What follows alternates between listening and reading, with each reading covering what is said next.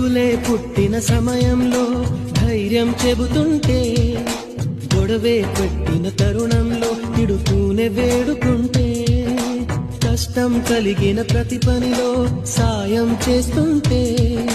విజయం పొందిన వేళలలో వెనుదట్టి మెచ్చుకుంటే, దాపరికాలే లేకుంటే లోపాలను సరిచేస్తుంటే, ఆట పాట ఆనందం అన్నీ చెరి సగమవుతుంటే, ప్రేమంటారా కాదంటారా? ఒకరికి ఒకరై ఉంటుంటే, ఒకటిగా ముందుకు వెళుతుంటే,